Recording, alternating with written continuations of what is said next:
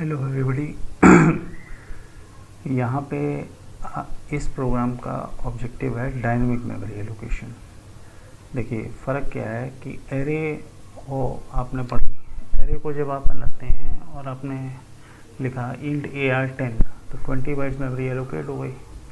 अब प्रोग्राम के दौरान आप उसको यूज़ करें या ना हो, वो मेमोरी एरिया यूज़ हो या ना हो, लेकिन ब्लॉक तो रहेगा।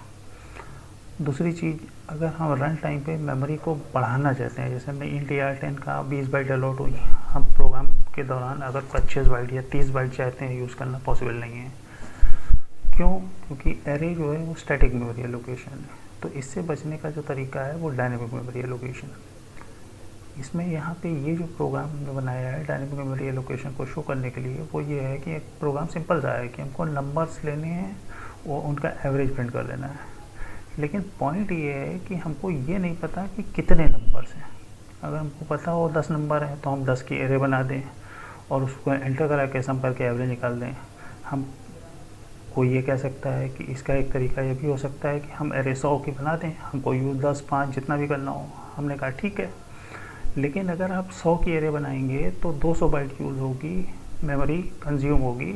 और प्रोग्राम के दौरान अगर आपने सिर्फ 10 नंबर एंटर किए तो आपने यूज़ तो सिर्फ 20 बाइट किया, तो बाकी 180 बाइट तो वेस्ट हो गई। तो इसीलिए इन सब चीज़ों का उपाय जो है डायनेमिक मेमोरी एलोकेशन है, उसको कैसे करते हैं देखिएगा। यहाँ पे इंट NI वेरिएबल है, सम एक जीरो वेरिएबल ले लिया, एक पॉइंटर भी है, और ये एवरेज है फ्लोट, क्योंकि सम में हम नंबर जो एंटर होंगे उनका सम करेंगे और एवरेज इसमें निकालेंगे। अब यहाँ पे प्रोग्राम में यूज़र से पूछा कितने नंबर्स आप एंटर करना चाहते हैं। यूज़र ने वैल्यू दी n में। अब गौर करिएगा, n इंटीजर्स %d है तो इंटीजर, और n में वैल्यू है, n की एक नंबर है कि यूज़र जो बता रहा है कि हम इतने नंबर्स एंटर करेंगे। तो अगर n नंबर्स एंटर करने हैं तो टोटल मेमोरी कंजम्पशन 2 × n होगा, क्योंकि इंटीजर 2 बाइट लेता है। तो यहाँ पे मैलॉक के साथ 2 × n किया गया। n यूज़र ने वैल्यू दी कितने इंटीजर्स, और क्योंकि हर इंटीजर 2 बाइट लेता है तो इसलिए टोटल मेमोरी कंजम्पशन 2n होगा। तो मैलॉक से उसको डायनेमिकली अलॉट किया गया।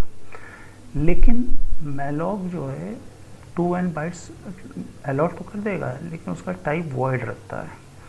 तो यहाँ पे इंट स्टार लिखा गया है, क्योंकि इसके थ्रू हमने ये बताया है कि इस मेमोरी एलोकेट जो हुई है उस एरिया में हम इंटीजर स्टोर करेंगे, और इस मेमोरी एलोकेट जो हुई है उसका स्टार्टिंग एड्रेस रिटर्न हुआ वो p में आ गया।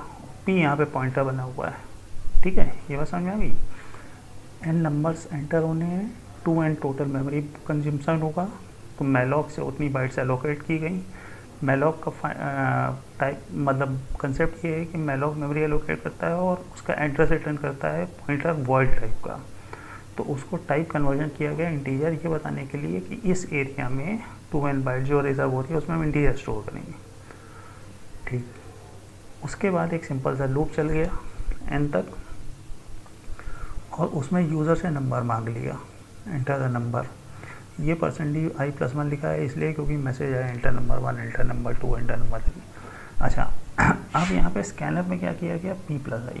फिर ध्यान दीजिएगा, जो मेमोरी एलोकेट हुई थी उसका बेस एड्रेस था p, और i लूप का वेरिएबल है जो कि 0 है। तो फर्स्ट टाइम p+i, अगर मान लो इसका मेमोरी एलोकेशन का एड्रेस 1000 से है, 1000 से, तो फर्स्ट टाइम p+i, i की वैल्यू क्योंकि 0 है तो 1000 एड्रेस में एंटर होगा।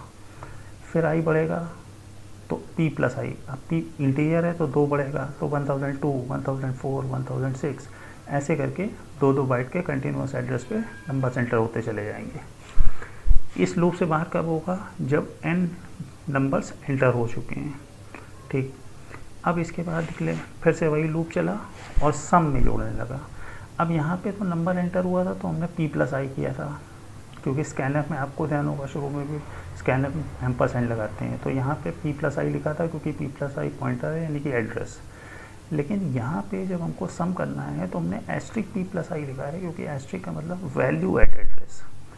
तो अब इसका मतलब ये हो गया कि p+i में जो एड्रेस है उस एड्रेस पे जो वैल्यू है उसको सम में जोड़ना, और i की वैल्यू 0 है, p एरे का बेस एड्रेस है, तो फर्स्ट टाइम बेस एड्रेस पे, फिर उसके बाद 2 बाइट आगे बढ़ेगा, फिर 2 बाइट आगे बढ़ेगा, ऐसे करके पूरी एरे का एक एक करके सारे नंबर्स ऐड होके इसमें आ जाएंगे। और उसके बाद n से डिवाइड करके फ्लोट निकाल दिया गया और प्रिंट कर दिया, सम को प्रिंट कर दिया, एवरेज को प्रिंट कर दिया। अब हम इसको रन कर देते हैं, तो कंट्रोल F9। यस, नंबर्स हमने दिए 6, पहला नंबर हमने 2 दिया, दूसरा नंबर 5, तीसरा 6, 5, 7 और 3। ये देखिए सम आ गया 28 और एवरेज आ गया 4.67। हमने फिर से रन कर दिया एक बार, तो कंट्रोल F9। अब के नंबर हमने 4 ही दिए, हमने दिया 11, 22, 33, 44। देखिए टोटल 110 आ गया और एवरेज 27 आ गया। ठीक।